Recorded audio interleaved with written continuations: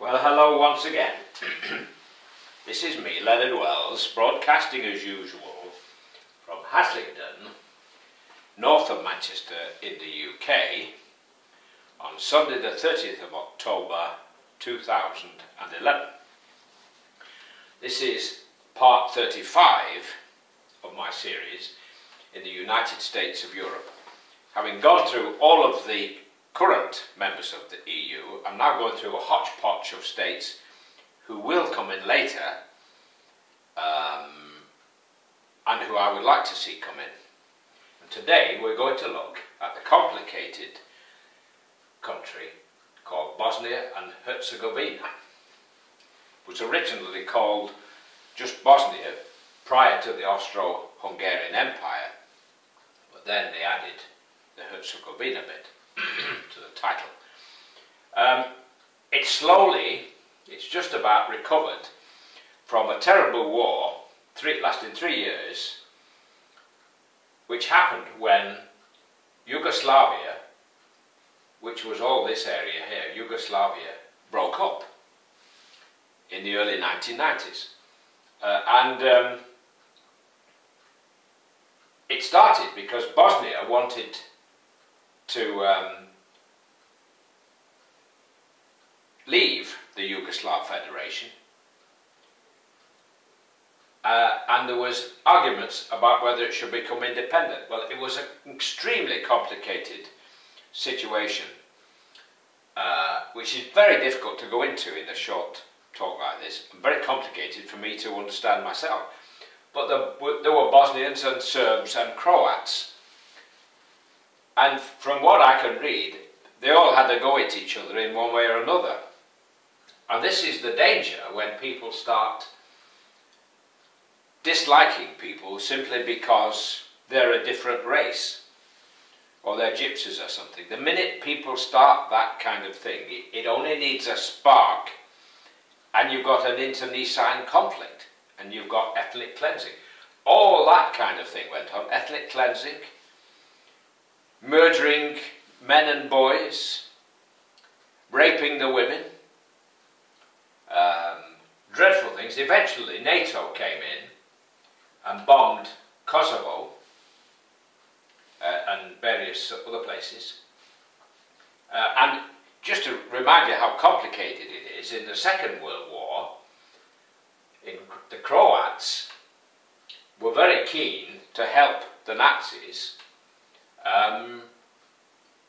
bump off the Jews and the Roma and various other groups. And they were buddies, it seems, from what I could read. So it became even more complicated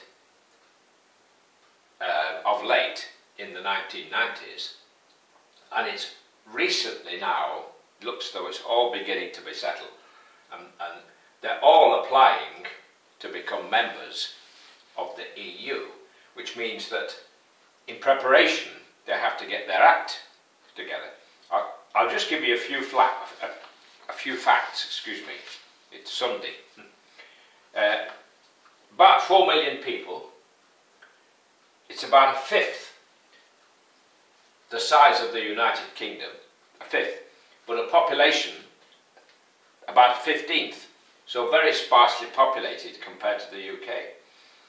Major religions, Christianity and Islam, and that was another thing which divided the people, not just their nationalities, but their religions as well.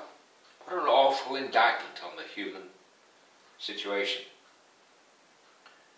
Wood and paper, metal products, they're the exports. Excuse me for looking at my notes. But there are 49 countries in the EU. If I could remember all these facts about these, I could get a PhD tomorrow. But I can't. I can remember quite a bit. I've read a lot of history of the Second World War.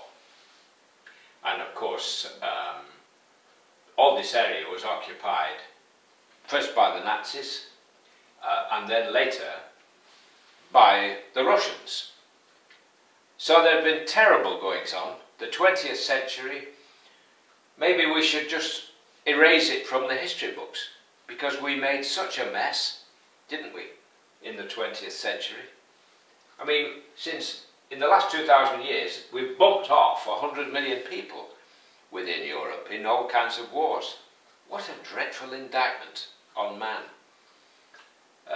But I'd like to see us put the past behind us, forget about war, and become a United States of Europe as the United States of America, and have our own president, and the capital city doesn't have to be Brussels with all those connotations, might even be London. Who knows, London, the capital city of the United States of Europe. Now, the Eurosceptics won't like that idea, but the thought perhaps that one of them might one day become the President of the United States of Europe, they might start to think twice about having a referendum to withdraw from the EU. But they forget, you see, these guys are little Englanders, as I call them, and they forget how little we are. I mean, it won't be long before we've got hardly any armed forces left, but they talk about punching above our weight. Well, why do we need to punch at all? What are we doing with thousands of troops in Germany? What the hell are we doing? We say we haven't got money for this and for that. These millionaires in the cabinet keep saying that. And yet we've got millions to spend on keeping troops in Germany and in Cyprus and in Afghanistan. Even down in the Falkland Islands we've got some. It was the Conservatives who let Hitler get where he got. Mr. Cameron, conveniently, says 1940 was our great finest hour.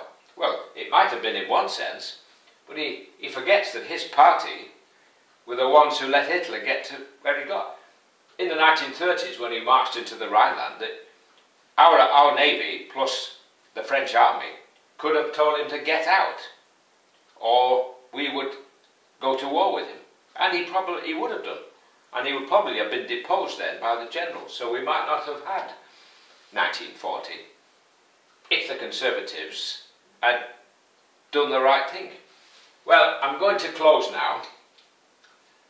Let's hope all these countries will eventually come into the EU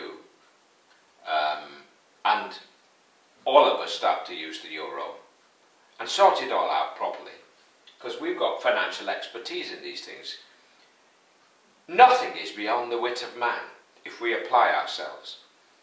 And the reason we've had these problems of late, particularly with the Eurozone, and there are only 17 countries in the Eurozone out of 27 in the EU, the reason we've had all these problems is because we're not singing from the same hymn sheet. We want to be in the golf club with a different size golf ball to everybody else. Have you noticed? Right, I'm going to close now. God bless, while it's still legal in the UK to say God bless, take care. Bye for now.